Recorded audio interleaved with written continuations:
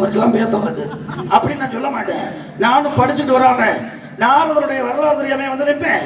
மன்னார்குடி பகுதியில் தகுதி இல்லாம இந்த பகுதிக்கு வந்து சிப்பலா கட்டையை தட்டிக்கிட்டு வீணையை போட்டுக்கிட்டு நானும் தான் நாரதர் சந்தனம் ஜவ்வாது விபதி என்று சொல்லக்கூடிய நறுமணத்தை உடம்புல பூசிக்கிட்டு தொண்டைமான் புதுக்கோட்டை பகுதியில இருந்து வரக்கூடிய கலிய பெருமாள் கிட்ட நான் எதிர்த்து பேசுறேன் அப்படின்னா விஷயம் தெரியாம நான் வந்து நின்று இருப்பேன்.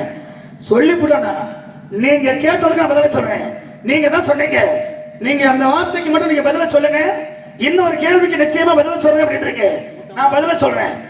பிரம்மாவுக்கு கோயில் எங்க இருக்கு அப்படின்னு கேட்டிருக்கீங்க.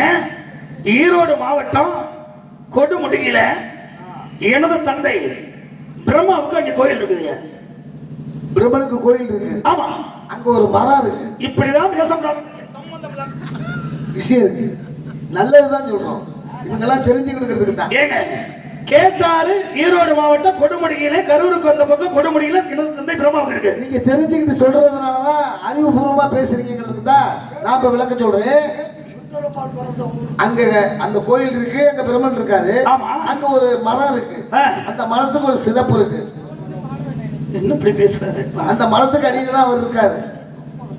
விடாம பேசுறேன். இப்படி நான் தான் பிரம்மாவுக்கு கோயில் ஈரோடு மாவட்டம் கொடுமுடியில இருக்கு. கேபி சுந்தராபால் பிறந்த ஊர் தான் அது. அது எல்லாருக்குமே தெரியும். அப்பேற்பட்ட பாடகி அந்த ஊர்ல தான் பிரம்மாவுக்கு ஆலயம் இருக்கு. சிவன் பிரம்மா விஷ்ணு என்று சொல்லக்கூடிய மும்மூர்த்திகள் அவர்கள் 3 பேருமே சேர்ந்து இருக்கக்கூடிய இடம் ஒரே இடம்.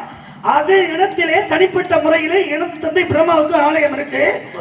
அப்பேற்பட்ட பிரம்மா இருக்கக்கூடிய இடத்துல கேட்கிறாரு பாருங்க. பரவாயில்ல, கலிய பெருமாள் கை கொடுங்க.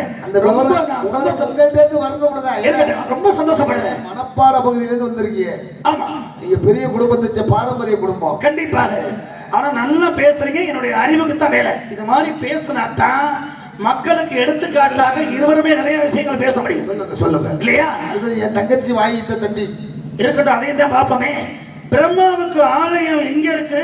ஈரோடு மாவட்டம் கொடுமுடியில. அப்பேற்பட்ட பிரம்மா இருக்கக்கூடிய மரம் அது எந்த மரத்தடியிலே உனது தந்தை பிரம்மா அமர்ந்திருக்கின்றார் அப்படிங்கிறது உங்களுடைய கேள்வி. எந்த மரத்தடியிலே பிரம்மா இருக்கார் அப்படின்னா வன்னி மரத்தடியிலே எனது தந்தை பிரம்மா இருக்காருங்க. நல்லா படிச்சிருக்கீங்க. இப்ப படிச்சது வெளியில ஆமா, தோண்டி விட்டாதான் வரும். உண்மையிலேயே இப்ப ஔவையாருக்கு எங்க தெரியுமா ஆலயம் இருக்கு? எங்க இருக்கு? கன்னியாகுமரி மாவட்டத்துல. கன்னியாகுமரி மாவட்டத்துல. கன்னியாகுமரி மாவட்டத்துல எந்த இடத்துல? தாளக்குடிங்கிற ஊரு. இருங்க, பேச்சனை பாட்டணும். நான் விடிஞ்சாலும் விடவே மாட்டேன். படிச்சிருக்கீங்க. வள்ளியை சந்திக்கிறது அப்புறம். ஏன்னா ஆரம்பத்துல தூண்டி விட்டுட்டீங்க. ஆரம்பத்துல தூண்டி விடும் பொழுது அப்புறம் விளக்கத்தை நான் சொல்லித்தான் வந்துருச்சு. இருங்க, பேச்சனை பாட்டிய. அந்த இடத்துல அம்மையாருக்கு கோயில் வந்து கன்னியாகுமரி மாவட்டம் அப்படின்னு சொல்லிட்டீங்க. மனசார ஏத்துக்கிறேன்.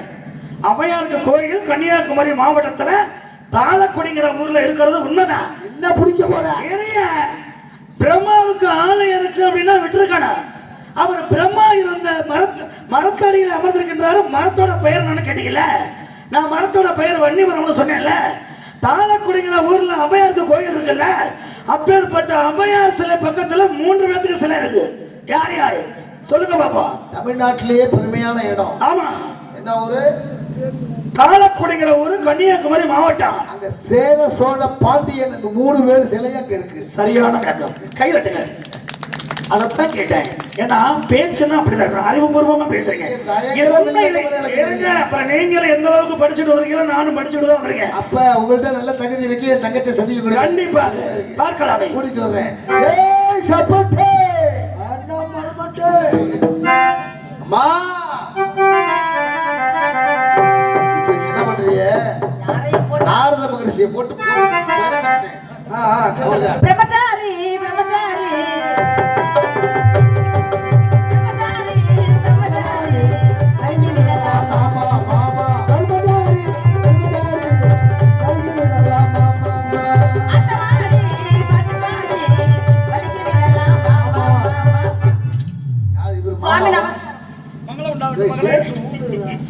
பிரம்மச்சாரி பிரம்மச்சாரி வலிக்கு விடலாமா? ஆடி பாடி வரவேற்பது விளக்கம். மங்கள உண்டாகட்டும் மகளே. உனது தங்கை வள்ளியை அழைத்து வாருங்கள் பார்க்கலாம். அழைத்து வருகிறேன். நமோ நாராயண.